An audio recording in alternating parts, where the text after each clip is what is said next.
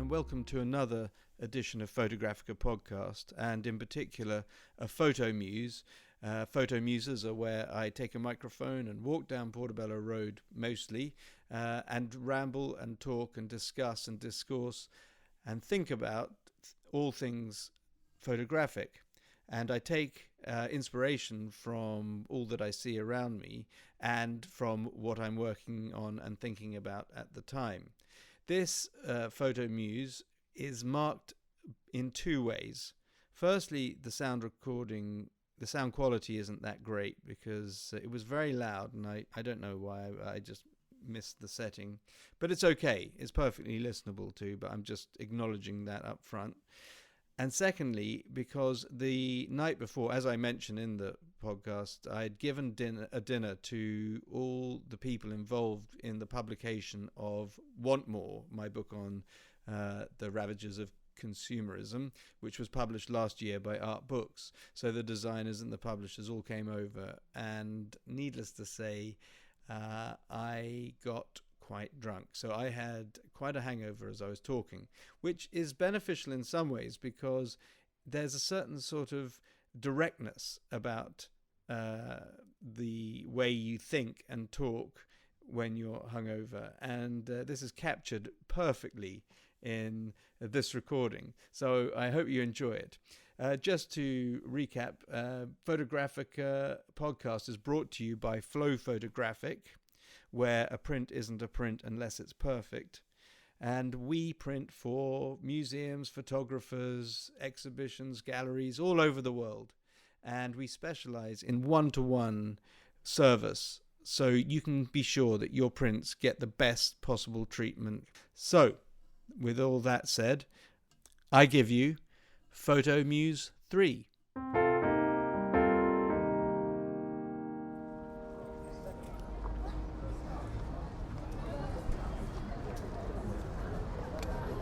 Hello and welcome to a very belated new photo ramble. I'm again looking for inspiration in Portobello, not photographically.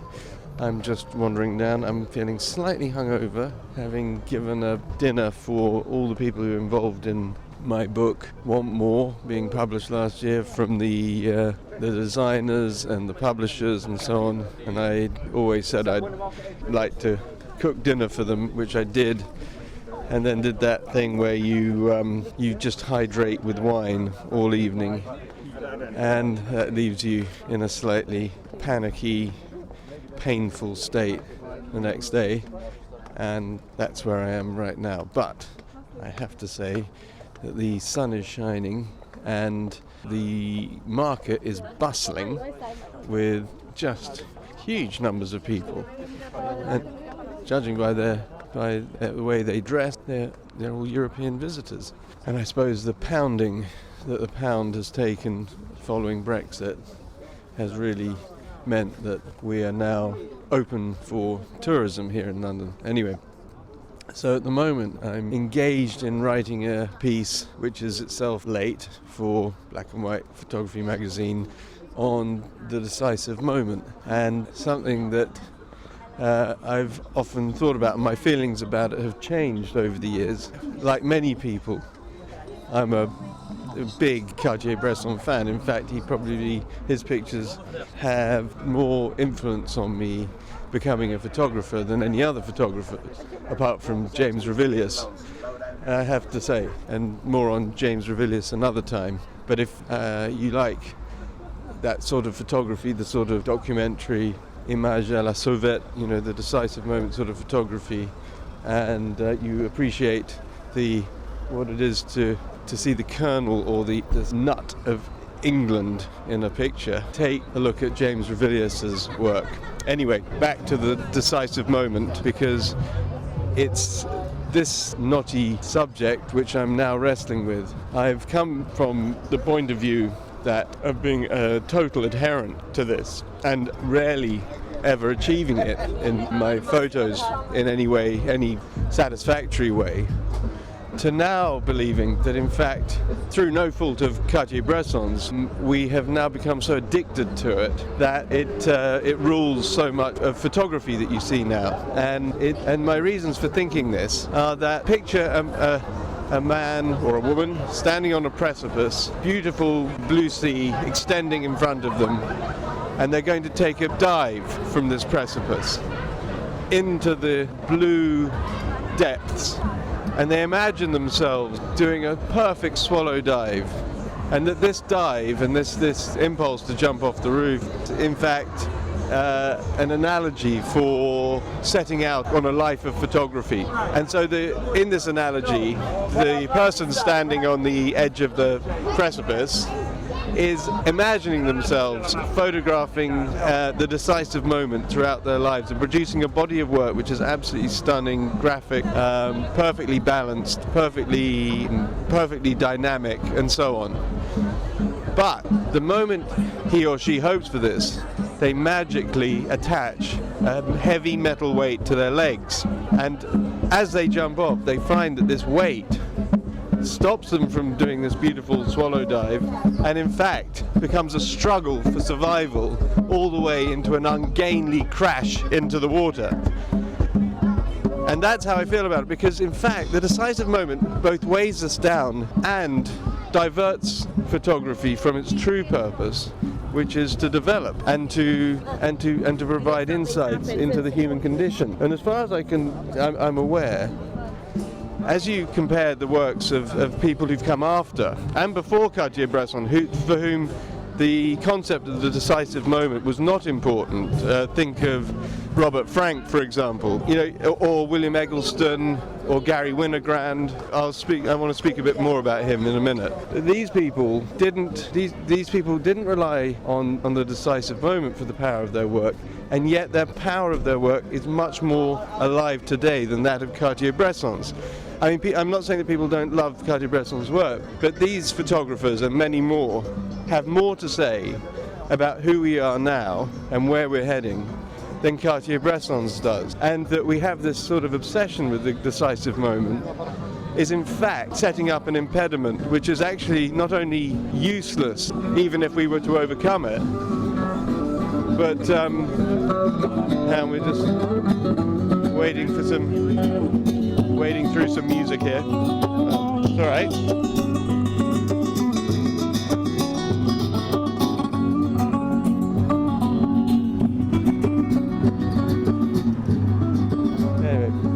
So, even if you could photograph like Cartier-Bresson, what would the value of that be? And so now I'm thinking that in fact we need to rid ourselves of the concept of the decisive moment as being anything other than an undesirable vestige of another era of photography. I might be wrong about that, but that's how I'm feeling at the moment, and I feel that it's quite important for photography in general, and for people who enjoy taking pictures, and for people who are professionally involved in it, that they stop comparing themselves or their work with this rather impossible and futile quality of perfection, which actually is in fact a dead end, an intellectual dead end at that. Anyway, so that's kind of where I'm leaning with this one. I was also in my piece, I'm also thinking about Roland Barthes's concept of the punctum, which is, for those of you, many of you will know about it already, but for those of you who don't, it's the concept that there is a point. There's literally a graphical point in a photograph around which the whole picture hangs. Again, it's useful to know this, and it's quite fun to realize, it's quite once you grasp the concept of it, you can spend quite a lot of time looking at pictures and thinking, now that is the point around which this whole picture hangs, the dynamic of the emotional weight and the compositional structure of the picture hang around this punctum, as Roland Barthes called it in his book Camera Obscura. And again, I wouldn't criticize Barthes for identifying this at all, because I think actually it is a thing which exists if you care to look for it. and it doesn't really speak to the photograph's power to describe our condition or anything or any larger concept. So he's not making claims for it in the way that Cartier-Bresson made claims for the decisive moment.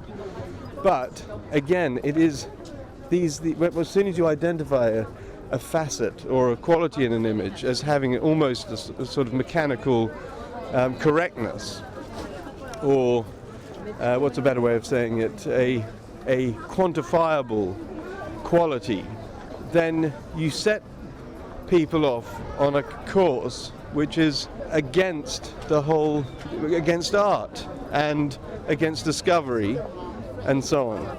So I'm feeling very much like we need to discover for ourselves our own relationship with photography in a world where theorists and philosophers and art historians have provided us with so many very clever and attractive ways of grading photography, none of which make your heart skip or move you in any way, or describe anything about our potential, our human potential.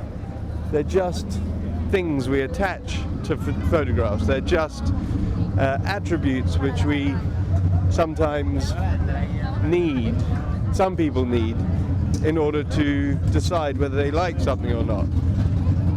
So that's where I am with that at the moment. My God, it's noisy down here today. I mean, it's so busy. I'm pushing my way through so many people. I've never seen the market like this.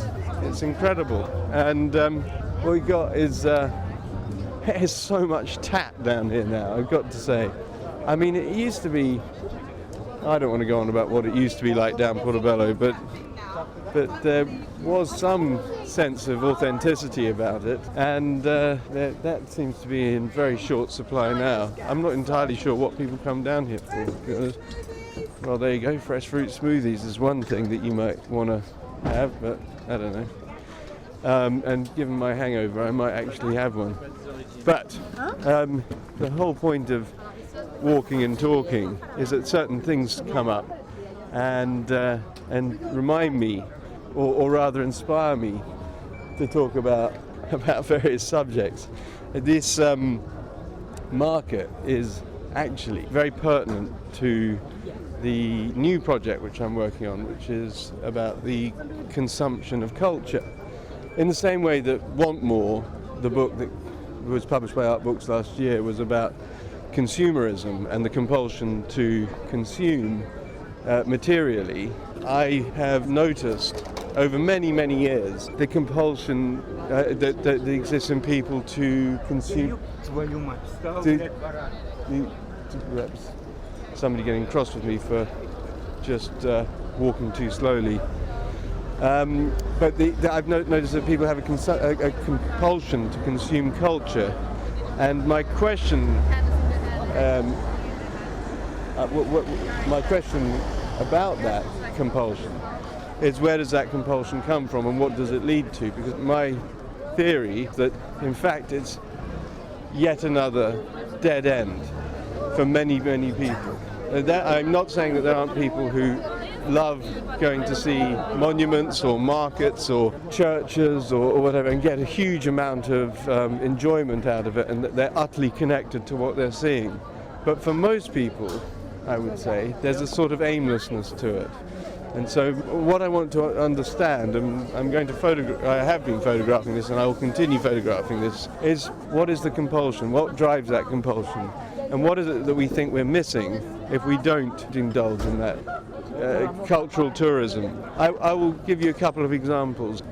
When I was in Athens last year, Sophie, my wife, who is what you might even describe as a professional antiquarian, and in that she deals in old books and does have an absolutely visceral connection with ancient culture and so on, and for whom it's part of her lifeblood to engage with any kind of engage with history, basically. And so we went we were in Athens. Just 1 second. Yeah, so we were in Athens, and I really hate queuing to get into anything. I really hate queuing. I hate the feeling of futility, of uselessness and supplication that comes with standing in a line waiting for somebody to let you into something. But Sophie has no problem with us. So there we are, standing in the heat, going into the Acropolis with thousands and thousands of people. And we walk up there, and I have to say it is pretty spectacular, and I am, despite myself, I'm actually quite moved and in awe of the Acropolis and the Parthenon and so on. But what I notice is that most people who go there are are doing selfies and taking selfies in front of it. They're literally turning their backs on it, and that the most important thing to them, and the thing that they visibly seem to enjoy the most, is the capturing of an image of them in front of this this immensely historic and well-known structure. And the question has to be, what drives this? And the only time they seem to be engaged, or their eyes light up, is when they're in fact taking pictures of themselves in front of the Parthenon, and they seem to relate to it only in the sense that they are there themselves. So the selfie as a sort of cultural phenomenon seems to extend into absolutely all parts of our lives, and I would argue that the photographing of food, the photographing of oneself at a concert, at any kind of cultural gathering, at somebody's wedding, at anything. What it does is it's placing you at the center of the experience, and that place only has importance because of your presence there. In other words, it's an ultimately narcissistic relationship with what you're doing, and that the relationship with the place that you're visiting or the experience you're having is only important in so much as you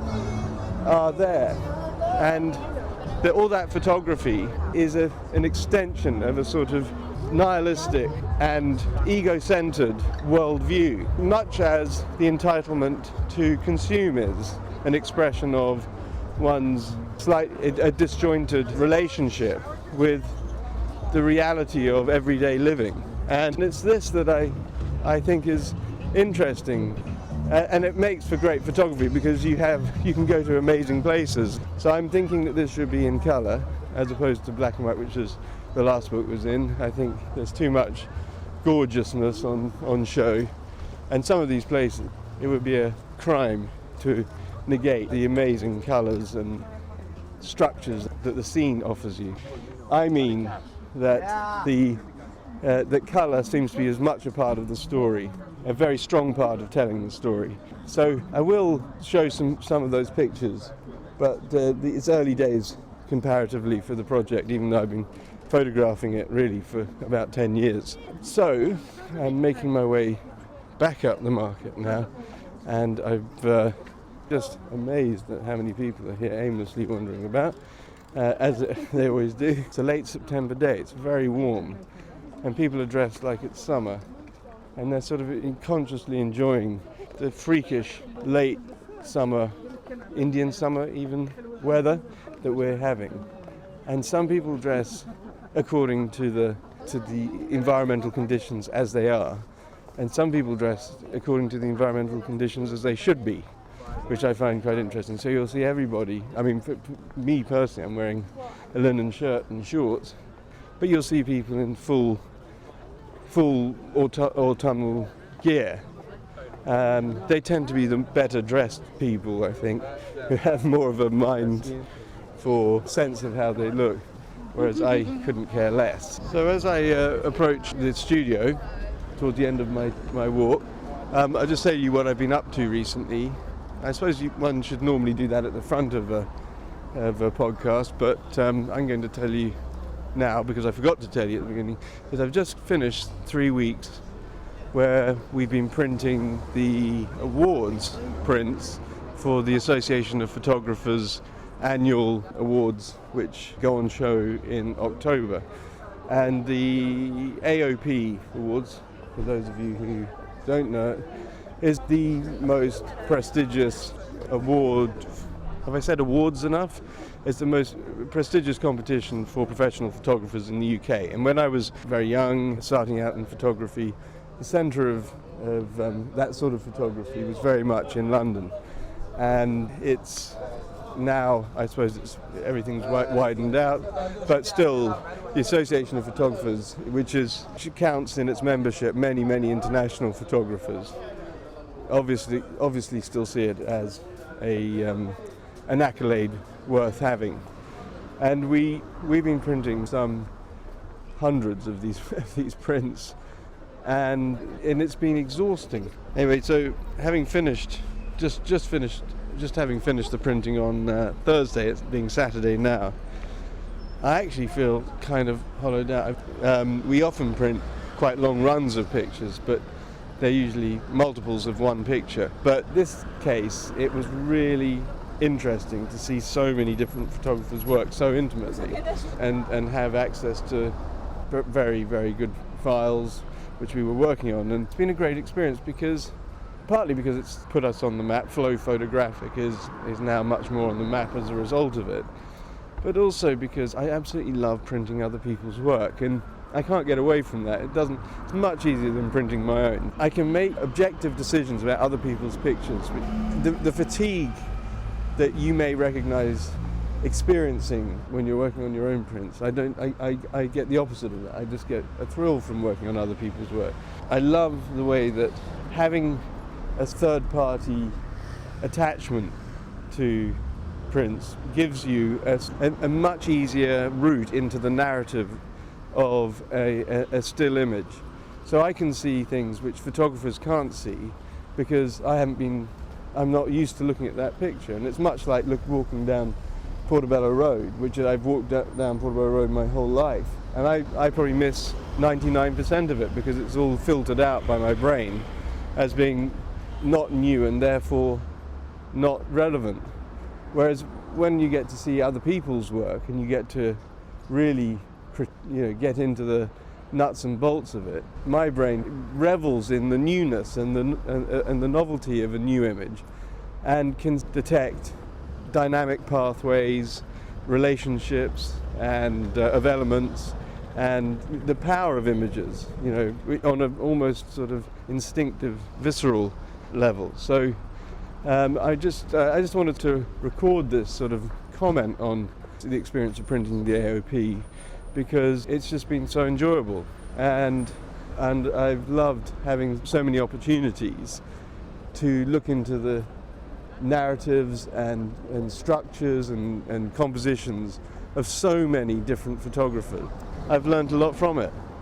Anyway, I'm going to leave you now because my brain is emptied and my hangover continues unabated. I'm meant to be going to watch QPR play this afternoon, but since they haven't won any matches recently, I don't know that I can actually face it, although I did promise my son that I would report back to him what happened as he's away, so I might have to pretend I went. But anyway, until next time, please don't hesitate to get in touch with me if you agree or disagree with anything I said or you've got other suggestions, and I really look forward to hearing from you if you do indeed get in touch with me, and I hope you enjoyed listening to this edition of Photographica and any of the previous ones. And just to say, please rate us on iTunes. It really helps other people get in touch with the podcast, get to listen to it. It's through the ratings. That is the single most powerful instrument to broaden the reach of Photographica. So please give us a rating, or even better, give us a comment. And I look forward to speaking to you again soon. Thanks a lot. Bye.